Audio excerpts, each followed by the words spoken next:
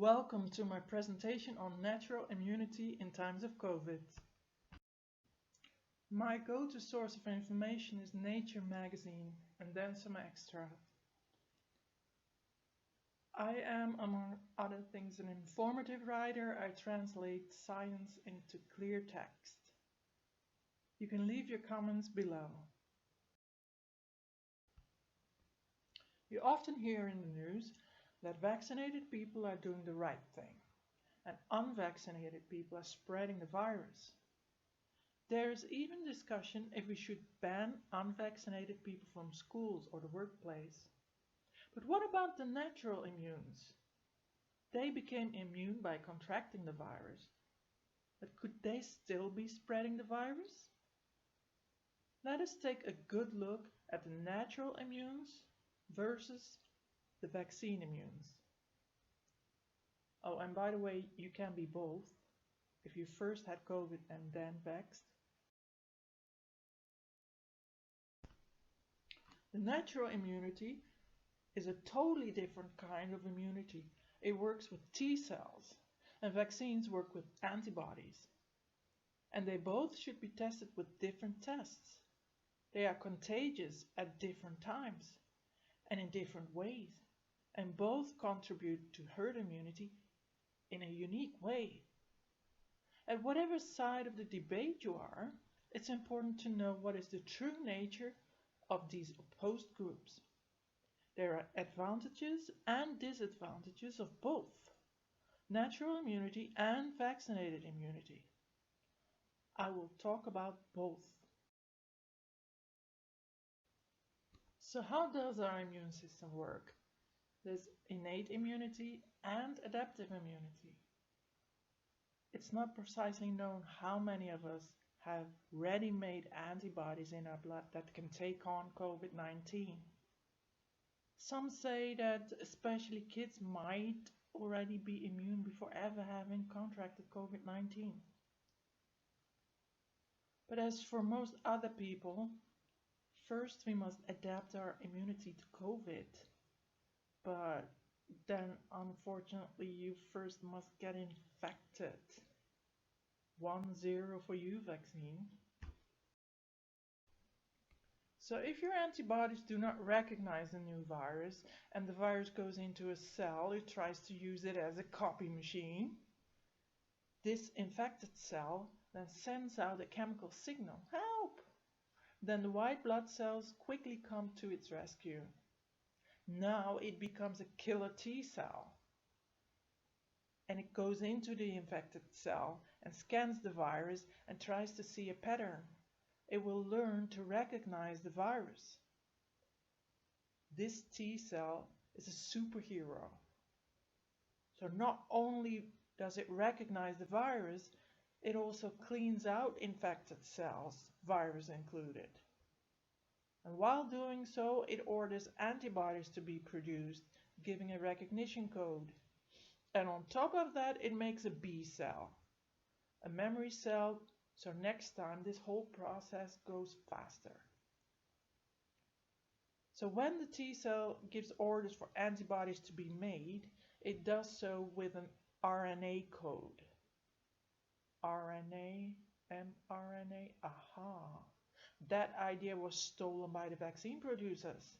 Their vaccines also give an mRNA code for antibodies to be made, but totally without any T cells. Remember, T cells only come into action after the cell is infected. If you're infected, you get sick. The vaccines bypasses this and give you antibodies in advance before you are infected. And with these antibodies, the virus can't get into the cells. Yeah, you already know this, yes, but the story isn't finished yet. So the natural immunes make antibodies a bit later, but okay, it's much too late because you get sick and then the sickness is spreading across the world and infecting everybody. And if you only would get the vaccine, this pandemic would stop and then, well, yes, you're right for now, but there is a twist in the long run.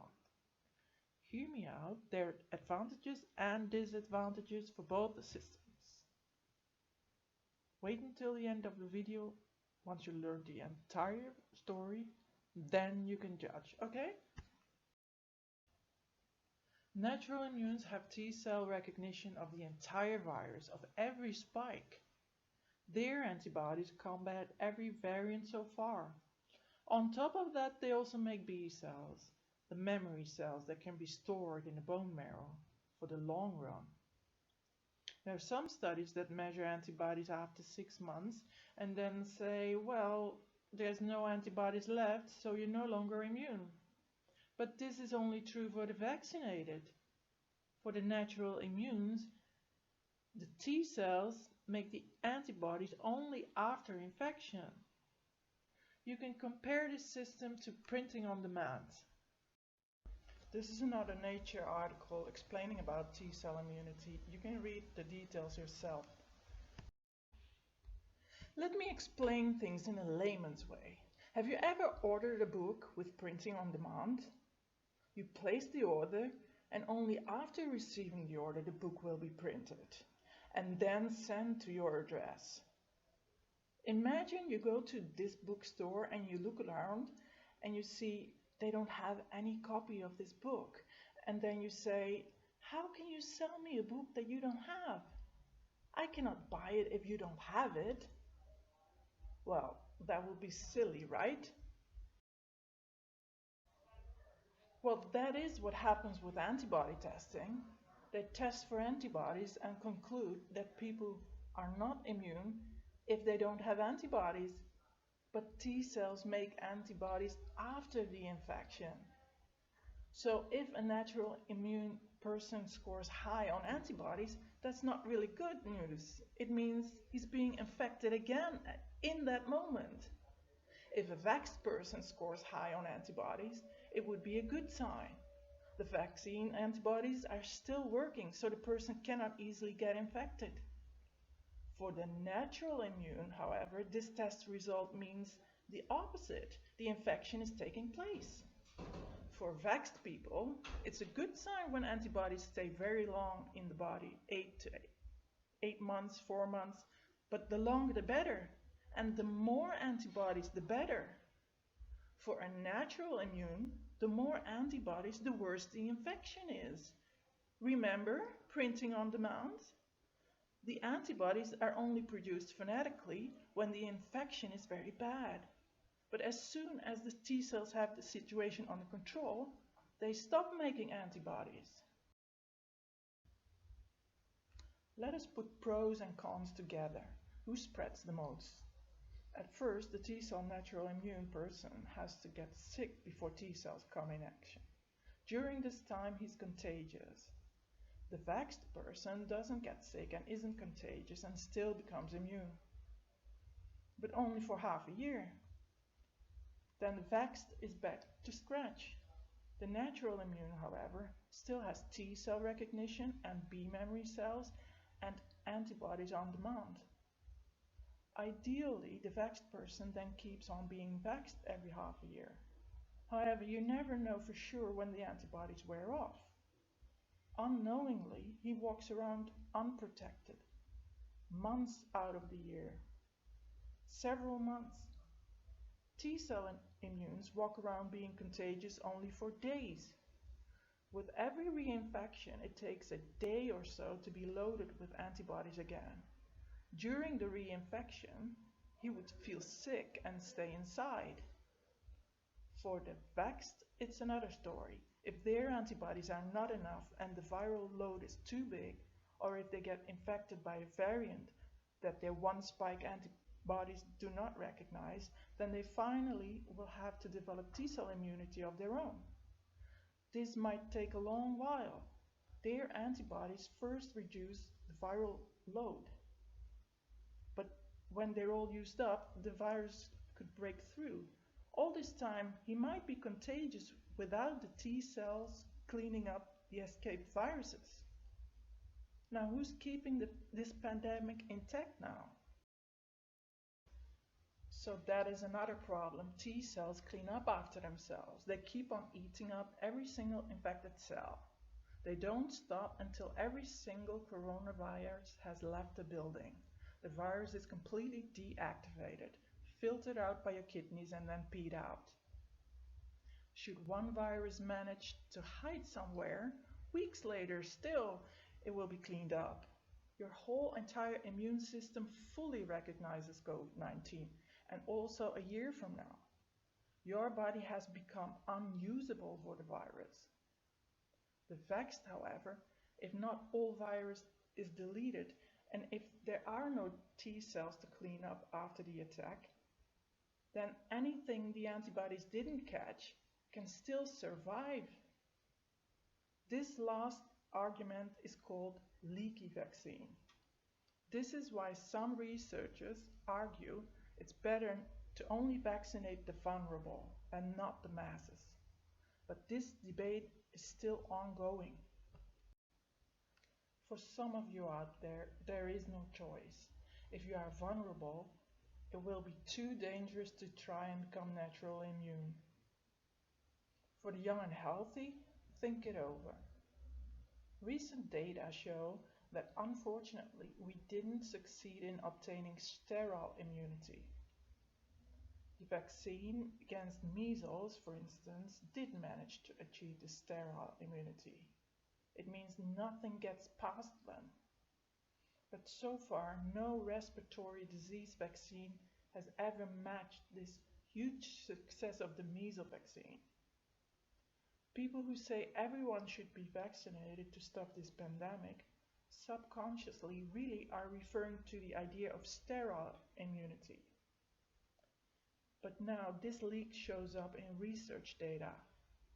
Vaccinated people can still spread the virus, regardless of what the exact percentages are of the two groups, who leaks the most in this moment.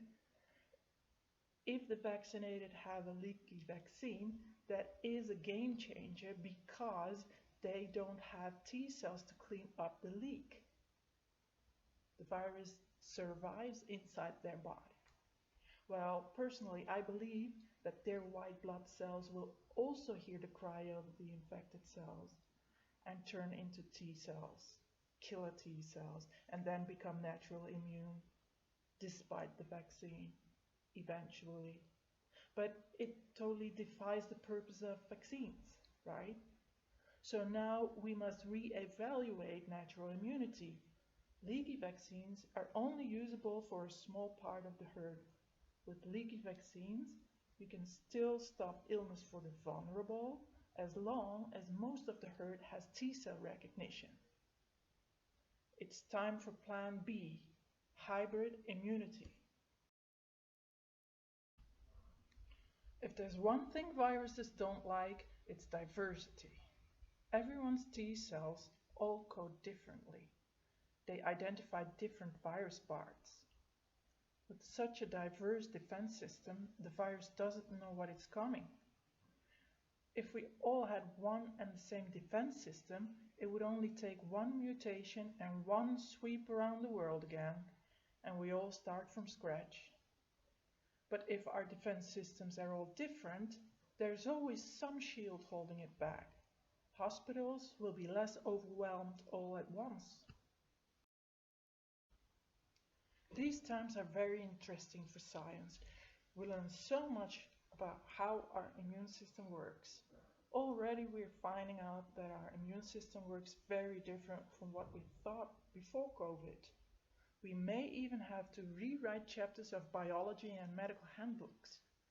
With immune diversity, we can compare the developments in every group. We can compare data and see what works best. Make sure that if you compare natural immunity with the vaccinated, to test the natural immunes with a T-cell test, not with an antibody test, of course. And then another thing. Let us make sure that scientists can do their research without being cancelled. Do not ridiculize hardworking scientists, even if you think their ideas are not right. We don't cancel or ridiculize ideas in science. What we do is compare arguments and have a debate. Do not bully scientists during a pandemic. If media blocks an open science debate, it's not the virus holding us down. We can figure this out if we are not afraid of a little debate